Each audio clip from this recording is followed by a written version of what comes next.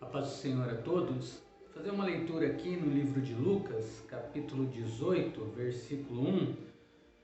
Uma passagem muito conhecida dos irmãos, mas vamos fazer aqui hoje uma leitura dissertativa.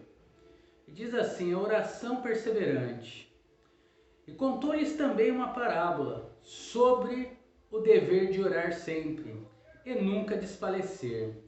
Aqui o nosso Senhor Jesus Cristo está nos falando que nós devemos ter uma vida de oração correta. E a fé não pode ser verdadeiramente exercida sem uma oração constante. Independente do quanto isto esteja sendo difícil na nossa vida, os obstáculos, nós temos que sempre perseverar e buscar no Senhor através de orações e súplicas. Não desanimar, crer e continuar sempre orando. E dizendo: havia numa cidade um certo juiz que nem temia Deus, nem respeitava o homem. Quantas das vezes nos encontramos com pessoas dessa forma, que não teme a Deus, não respeita o ser humano e está sempre nos apontando o dedo e nos acusando. No entanto, nós temos que mostrar nossa fé no nosso Senhor Jesus Cristo, como essa personagem que vem ser dita aqui agora, no próximo versículo, de uma viúva. E aí diz o seguinte: havia também naquela mesma cidade uma certa viúva, que ia ter com ele, dizendo: faze-me justiça contra o meu adversário. O que nós temos que clamar ao Senhor é a justiça, porque o Senhor não pode se contaminar com as impurezas, com o pecado, com o ímpio, mas Ele justifica o justo e Ele dá vitória ao justo no tempo certo. Tempo este do Senhor, não nosso. E por algum tempo não quis atendê-la. A princípio não lhe deu atenção nenhuma, porque se ele era um juiz, imagina um juiz sem andar com o Senhor, como não deve de ser o seu coração. Mas depois disse consigo: ainda que não temo a Deus, nem respeito os homens, todavia, como esta viúva me molesta, hei de fazer-lhe justiça, para que enfim não volte e me importune muito.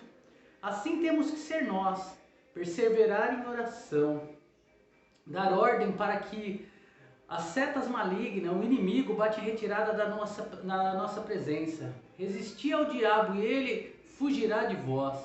E clamando ao Senhor, como essa viúva fez, as bênçãos correrão em nossa direção. Então, significa que o juiz, ele acabou cedendo à persistência dessa viúva.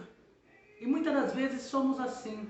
Quantas das vezes nós não estamos desesperados por causa de contas a ser pagas, por causa do emprego que não paga aquilo que nós necessitamos, a falta de emprego, pessoas no meio dos nossos familiares que estão agindo de forma contrária ao querer do Senhor, e nós nos desesperamos. Mas não venhamos mais a nos desesperar, mas agir com orações e súplicas ao Senhor, determinando que o mal bata em retirada e que as bênçãos do Senhor sejam derramadas sobre a nossa vida e a dos nossos. E disse o Senhor: ouve o que diz o injusto juiz.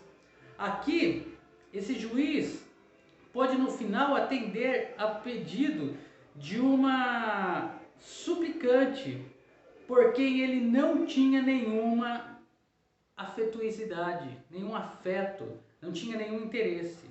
Acaso ouvir a Deus a oração repetida de alguém que ele ama com um amor profundo e permanente? Assim é o Senhor conosco, não somente com essa viúva. Deus não fará justiça aos seus escolhidos que clamam a Ele de dia e de noite, ainda que tardio para com eles? Especialmente considerando que Deus não é injusto como era esse juiz, quando nós continuamos a orar, embora esse juiz tenha demorado por causa da sua indiferença egoísta, Deus às vezes demora devido a um propósito suficiente, dependendo do que é pedido e se a pessoa tem fé ou não.